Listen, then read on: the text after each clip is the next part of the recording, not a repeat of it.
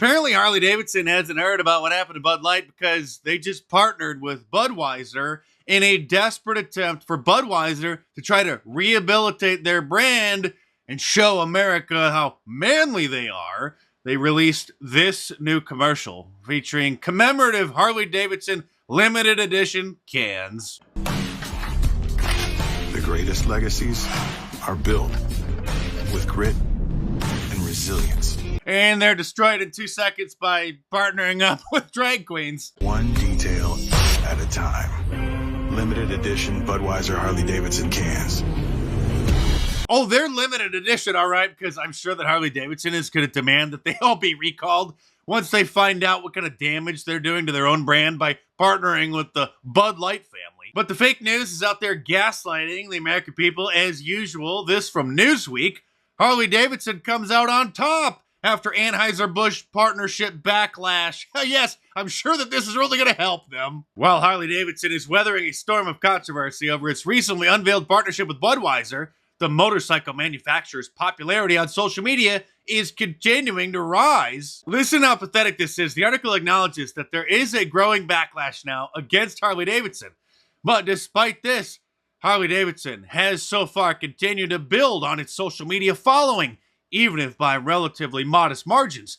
Over the past 30 days, up to and including May 25th, the brand's Instagram followers have gone up by 1,920 to hold its 5.5 million audience count steady per Social Blade. Meanwhile, 212 extra users have followed the company's Twitter account. Wow, 212 people. And I would be willing to bet that every one of those people are just waiting for them to tweet something new so that they can respond and troll them. But Harley-Davidson's wokeness goes far beyond them partnering with Bud Light. This is their official Instagram account, where they proudly posted a message celebrating LGBTQAIPK2+ month. Same thing on their Twitter account. Now, this was back in 2020. So they didn't post anything in 2021. They didn't post anything last year because the least likely brand to post anything so ridiculous would probably be Harley-Davidson. And so I can only assume that they pissed off so many of their riders that they decided not to post such messages for the last several years. Back in 2016, they became a founding and platinum member of the Wisconsin LGBT Chamber of Commerce, which is apparently a group of LGBT-owned businesses, and they became a platinum member by giving them a bunch of money. This from the Milwaukee Journal-Sentinel, where the Harley-Davidson company is headquartered and has been for 120 years. How Harley-Davidson and other Milwaukee companies fared on a rating of LGBTQ equality. The Hard Edge brand has reached out in recent years, joining the Wisconsin LGBT Chamber of Commerce, hosting a motorcycle ride during Pride Fest Milwaukee in 2018, and starting an employee alliance for gay, lesbian, bisexual, and transgender employees and their allies. That is literally one of the criteria that these LGBT mafia groups require companies to have, where they rate them on their DEI score, their diversity, equity, and inclusion score. And one of the mafia groups is the Human Rights Campaign, and they have their list of requirements here. It'd be terrible if something were to happen to your business, wouldn't it? There it is under criteria 3, employee group or diversity council. So businesses have to send out emails and start an LGBT employee group. So I emailed the Hells Angels through their official website because I figured that they should know what it is that the Harley-Davidson company is doing to their beloved brand. Because one of the criteria to be in that club is they only ride Harley-Davidsons.